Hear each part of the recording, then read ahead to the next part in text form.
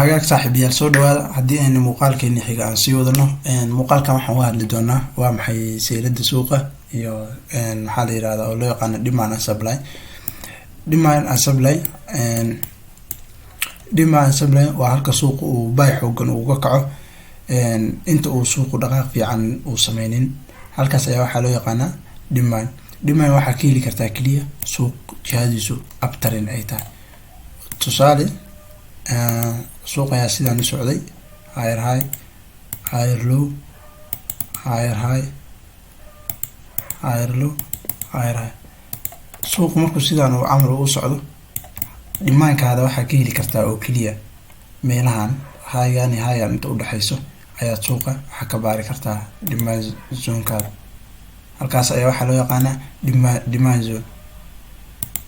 halkaan oo kale suuqa kaco waa demand zone. meelahaas oo dhan waxaa la yiraahdaa demand zone.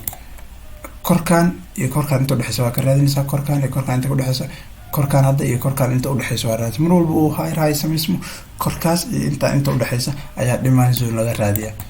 waa isla garanay. haddii aynu ku socono sidoo kale supply zone waa halka suuqu uu xoog uga daato inta uu si fiican u daadanin. supply zone waxaa ka heli kartaa suuq ayadana hoos u jeeda, waa tan bilcagsigeeda. suuq sanadku u socdo ayaa waxaa ka heli kartaa meelahan oo kale aad waxaa ka heli kartaa supply. marka demand and supply zone iyagana waxay qayb ka yihiin ruliskeena aan hadhow total isla wada isticmaali doono oo suuqa aan uga shaqaysan doono. inaad fahamtid ayaan ku rajayn doonaa ayadoo practical oo ayadana oo kugu dulgeyn doona. demand ama supply waxay kaa caawinayaan keliya marka aad rabto suuqa inaad gasho ayaa laga raacaa kahor intuu suuqu demand mise supply uu ka kicin. yacni suuqa marka aad galaysidba waxaa ka galaysaa meel demand ah haddii aad buy u rabtid, hadduu supply yahayna hadduu sell yahayna meel demand ah. labadaas meel aan ahayn ma ka geli kartid. haddaba haddii aan intaas la fahnay ruleska demand supply, waxaan rabaa inaad heshaa candlekii boostejada aan soo sharaxay. waa in sidoo kale dhaqaaqooyinka kaca oo aan meeshaas ka daataa. sidoo kale waa in opposite zonekii kasii horeeyay lasii jebiyaa. sidoo kale in liquidity aad heshaa. sidoo kale qodobka shanaad waa in mitigation u dhacaa. intaas kadib markaa heshid meeshaas waxay ku noqonaysaa clear demand zone. haddaba aan isla socono oo aan suuqana practical u tagno. waa kan haddaanu suuqa ka raadino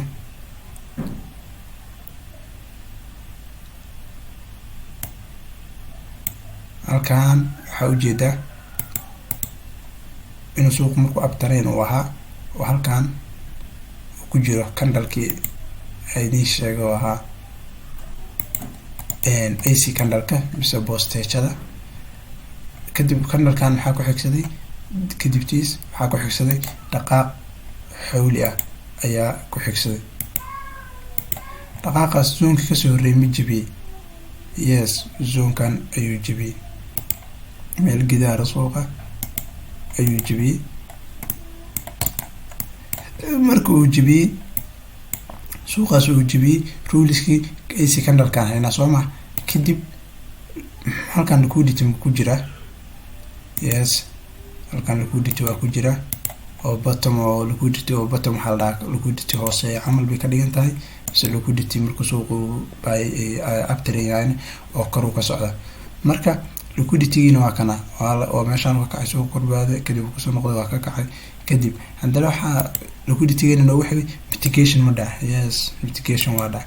meeshaan ayaa waxaa loo yaqaanaa liquidity, waana sababta waxaa loo yaqaanaa demand zone. demand suuqa uptrendka ayaa laga raacaa. waana meeshaan oo kale waa meesha fursadda buyga ah laga galo. haddii aynu kusii socono sharaxaadeena mar kale ayaan sii raadin karnaa.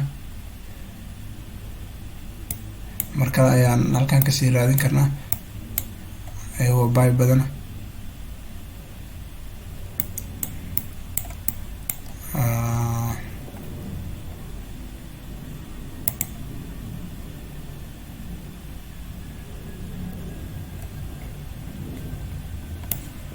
ADNCD aan tagno waxaa kana marka halkan ayaa ka heli karnaa waa kan waxaan ku yidhi kow waa inaad suuqa jihadiisa markaa koowaad aa xaqiijisaa waa inuu halkan dhaqaaq kasoo bilowda halkan tagay lower low lower high lower low lower high lower low okay jihada markaa saas clear ay kugu tahay kugu caddahay waxaan rabaa inaad haddana heshid AC candlekii aan kuu sheegay waa inaad heshaa AC candle supply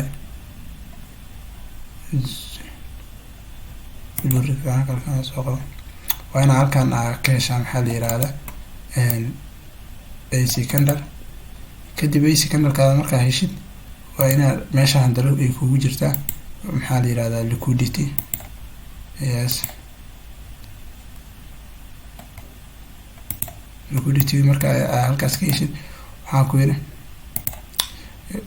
sorry marka horta aad AC candle heshid fiiri in xoog looga daatay yes waa laga daatay kadib opposite zonekii ma aragtay yes waa aragtay kadib liquidity ma samaystay yes uu samaystay kadib ma samaystay dhaqaaqii mitigationka ee suuqa halkan ku keenay yes waa ay keenay marka suuqa halkaas uu ku keenay waxaa haysataa demand zone sax ah supply zone sax ah supply waa marka suuqa hoose loo raacay marka meeshaan oo kale waa meesha trade-kaada laga galo oo kale marka supply-na suuqa hoos u socda ayaa laga helaa dhimayna suuqa buy u socda ayaa laga helaa haddii aynu mar kale aynu sii raadino waxaa ujeedaa halkan inay supply kala tahay rectangle soo qabo okay meeshaan ma laga daatay yes waa laga daatay yes waa laga daatay haatan opposite zoneki waa la jebiyey yes sidoo kale waa kan waa la jebiyey kan yarkaa waa la jebiyey liquidity meeshaan ma ka dhacday yes waa ka dhacda waatan yes waa ka dhacda waa kan liquidity markii uu dhacay mitigationka ma dhacay yes waa kan mitigationkii halkaas meeshaas waxaa loo yaqaanaa maxaa la yiraahdaa supply zone sidoo kale waa inaad qodobadan aan ku sheegay aa ka heshaa kow waa in maxaa la yirahdaa suuqa jihadiisa cadaysaa laba waa in AC candleka mise boostejadii meesha eed aa heshaa candlekaas waa kaasa kadib waa in xoog looga soo daataa mar kale waa in opposite zonekii kasoo horeeyay la jibiyaa kadib waa in liquidity heshaa ugu dambeynna waa in mitigationkii uu tagaa markuu meeshaas tago meeshaas ayaa waxaa loo yaqaanaa supply zone ayaan isla fahnay ayaan rajeynaya halkaan oo kale haddaad fiirisid